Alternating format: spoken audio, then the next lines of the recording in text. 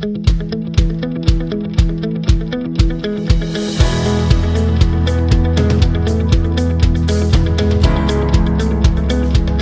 hey there, gang. It's Jim. And Christy. Jacobus with Your Marriage Matters podcast number 134. And babe, this is a big week. It is. It's a very exciting week. Big week. Mm-hmm.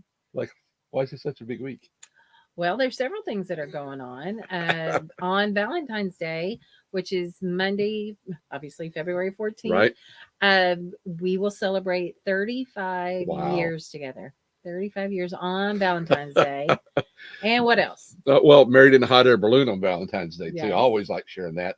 Which, by the way, when you look at our Your Marriage Matters logos and all of that, you see the hot air balloon. That's why we did it that way, because we always like to say sometimes you need to go back to the beginning to remember why you fell in love. We don't have that problem. I mean, I fall in love with you every day. So, and yes, babe, it is going to be Valentine's Day, which is really exciting. But on Valentine's Day, gang, we are going to be launching our very first book. And babe, I wrote a little bit about it yesterday in a blog I was putting together.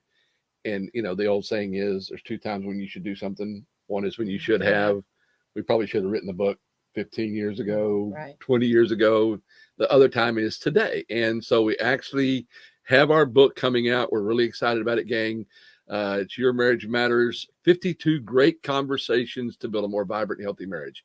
And babe, we worked really hard on this. It's been it's hard to do. Right.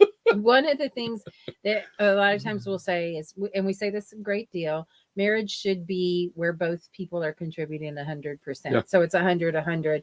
Divorce is 50-50. Marriage is 100-100. But in this case, I've really got to give you props, because I think you did the lion's share of the work on this. You really did make this dream become a reality, and I greatly appreciate it. A lot of the work that you did on this and learning the new process really is something that I knew you took the lion's share of it on. So I thank you for once again making our dreams come true. That's sweet of you. Mm-hmm. And again, it really is a pretty cool book, gang.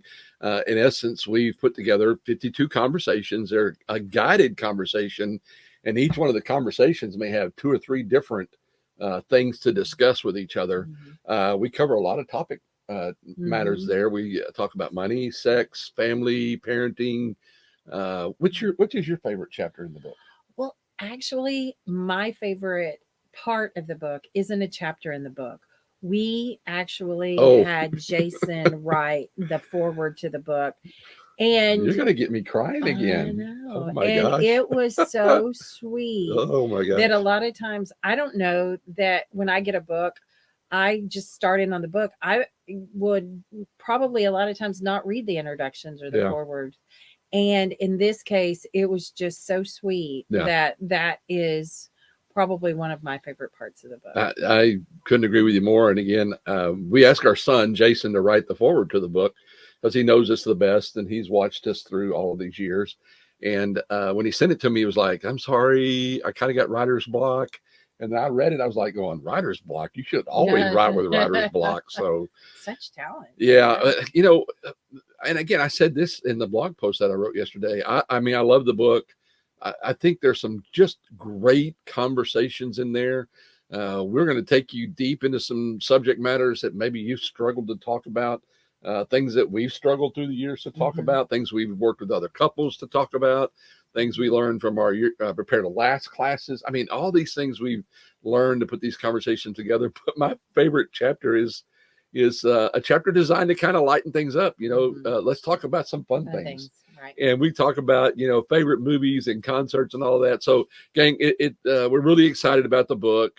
You can find it a couple of different places, but primarily if you just go to yourmarriagematters.com/52 combos, all right, 52 CONVOS, 52 combos. You'll find a place where you can download the digital format, and there'll be a link there that will take you to Amazon where you can buy the hard copy. And we really don't, care which one you buy. You can buy 10 of all of them if you want to. But again, we're excited about it. We hope you take advantage of it. But babe, being Valentine's week, if you will, we've taught a lot of different things through the years that I think are very helpful for couples. And so we wanted to give you guys a couple of things you can do this week that we really believe will make a difference. And the first one is go back to the last podcast. That relational needs survey. I mean, it was a game changer for you and I. Right. And one of the things that I think, and it kind of goes back to the conversations, anytime you're connecting through conversations, it can strengthen your marriage and it can strengthen this. And the more you get to know about your needs from the other person, the more it will strengthen the relationship as well. So I think that learning as much as you can, becoming the student of your spouse, becoming the student of your partner is critical. And so what are your thoughts? Well, I mean, I was hoping you're going to say that, because if you didn't, I was going to say you do such a good job of telling people how important it is to become a student of marriage, the relationship, and a student of your spouse, to really know them and to know all about them, good, bad, and ugly, or, as much as we can possibly know about each other. Because this is the one relationship where we can be transparent and be ourselves and know that even though you know me, I know you still love me. And even though I know you, I still adore you. But learning specific things about each other, I think, is really critical. It's really getting down into the important stuff. And with the relational needs, we learn that you have 3 top relational needs. I have 3 top. They're usually not the same. Right. All right. And we just did this with a focus group that we're working with, and they all had the same experience. But what we do is I try to make you feel loved with what makes me feel loved. But of course, the whole world feels that way, right? No, they don't. Well, but we do that. Right. Well, and the other thing that can happen is sometimes we see the world through our own lenses and our own perspective. And so oftentimes when you learn more about your partner and you become intentional about meeting those needs, it makes them feel even more loved. Absolutely. Absolutely. So, gang, if you just go back to yourmarriagematters.com/133, you'll find that podcast. What you're going to find there is you're going to find a link to the relational needs survey. We did a video that'll guide you through the work. There's a workbook there for you to take advantage of. There's all kinds of great tools there for you to use. And again, we found it's a game changer for us, and it's been a game changer for tons and tons of couples that we work with through the year. Now, here's another thing we want you to do, and we want you to do this on Valentine's Day. This is one of our favorite exercises. And I've oftentimes told people Valentine's Day is actually my favorite holiday because it's just a sweet day. But one of the things that I feel about the holiday is kind of how I feel about Christmas. It can get overhyped or over commercialized. And so I think the simple, sweet things are actually the way that you might want to consider it. I think so oftentimes it's we have to go out to a fancy restaurant, eat a nice meal, flowers, candy, all that kind of stuff. And it can be the simple and sweet stuff that says, I really know you. I really know what you like. Now, you do like nice fancy meals. I love like Applebee's on a date night. I was just gonna say I wasn't gonna sing it though. No. I was gonna say sometimes I think the sweet things are Applebee's, on a date night, or Taco Bell, or I'm not giving a plug to Taco Bell, but just something that says you were thinking about me, and not just on Valentine's Day, but on every day. So the other thing, though, that we think is a good thing for people to be mindful of and intentional about is to tell your partner 10 things you love about them, 10 things you admire about them, and be a super overachiever. Don't just stop with your partner. Share it with other people who mean a lot to you, your parents, siblings, aunts and uncles, especially your kids. If you have children, regardless of their age, just remind them that they're loved, they're appreciated, they're a gift to you, and don't miss out on this great opportunity to make a difference in somebody's life, because we all want and need to know that we're special and we're greatly loved. Yeah, and first thing is we're perfectly aware of, probably many of you out there are really good at telling your spouse that you love them. If you're not so good at it, this is a great opportunity. And again, just sit down, make a list of 10 things that you love about them. And you like to tell people, maybe share something about them that they don't know you recognize. Mm-hmm. You know, you're really a good mom, particularly when our kids are hurting. Mm-hmm. You know, you're really a great dad when our kids need strength or whatever that. I mean, take the time to really think through that. Now, pro tip. Mm-hmm. Oh, you're hot. Pro tip for the guys. All right, just start with you're hot. Yeah. Okay, just number one, you're hot. Okay, because if you forget that, you might not ever hear the end of it. Well, it comes from a funny story in that one time we did this exercise in front of a group, and Jim pointed out something, and this is why I'm going to use this as a reminder to all of you. Yeah. Sometimes, even in doing something as sweet and intentional as this, people might hear the words that you love about them, and they might be great and awesome, but they're not what maybe you wanted to hear. Jim put as the first thing, I'm strong. And I thought, oh, I'm a lumberjack. And No. so, yeah. So the joke was, you should always start with hot. I don't want to be strong. I want to be hot. So that's where that came from. Yeah. So anyway, so again, I like the idea here, gang, that you're going to do that for your loved one, your spouse, your partner, whatever. I mean, whoever is closest to you, your wife, your husband. But like Christy said, this is a great opportunity to reach out to your mom or your dad, your kids, your brother, sister, somebody you haven't talked to in a while. You know, these phones here are such great tools. Just sit down and record a quick little deal. Hey, Mom, I just wanted to tell you 5 things I love about you, or 10 things, or whatever. Mm-hmm. Hey, Mom, I wanted to tell you the one thing about you that I love the most. I've never forget. Whatever. Just take the time to do that. And I promise you're going to melt some people's hearts that way. Absolutely. Exactly. So those are 2 things you can do. Now,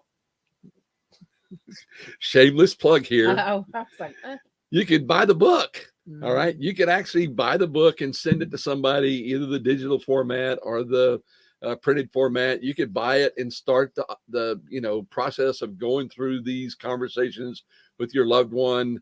Send it to your kids if they're married and you want to give them. I mean, the number of people you can send this to is literally endless, right? And one of the things that I think comes out of this is sometimes it can be that intentional opportunity to have a conversation. It can open the door to having some of those difficult conversations that you might not always know what's the best way to bring up. I was having a conversation earlier with somebody, and I said, before you move in with somebody, before you get married, before you have children, there are some times in our lives where we really do want to have good conversation about expectations, dreams, goals, all that kind of stuff. This just provides an opportunity for you to have some structure to those conversations. But we haven't talked about this, but you know what this kind of becomes? We can become the Dave Ramsey of marital communication. And here's what I mean by that. Christy and I went to Dave Ramsey once, and one of the reasons we went was because we just wanted to learn what they offer, and we highly recommend that. But one of the things we loved about Dave Ramsey was we made a commitment we were going to do certain things. And when it came time to be challenged by that, which we both were, we got to say, well, Dave Ramsey said, and we agreed. Mm-hmm. Right. It's kind of like if you're trying to lose weight, well, you don't want to look at your spouse and go, hey, don't eat that. All right. Mm-hmm. Well, we use Dave Ramsey from a financial standpoint. So what I'm thinking is, if you want, use the book and say, well, why don't we go to the book, find the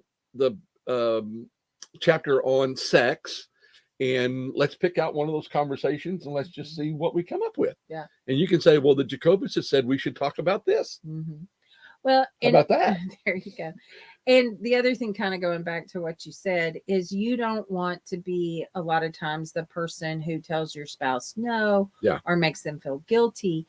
And some of these conversations are ones that we really think people should have. No doubt. Mm-hmm. Yeah. And I will tell you this, every single conversation in there, you and I have had at some point in time or another. It wasn't like these came about without any kind of work. So again, if you're interested in the book, go to yourmarriagematters.com/52 combos, and you'll find it there where you can download it digital format, or you can link through to Amazon and order it from them. Again, gang, we're so thankful for you. We appreciate you. This is a great week. Take the time to let those people around you that matter the most to you, let them know that you love them.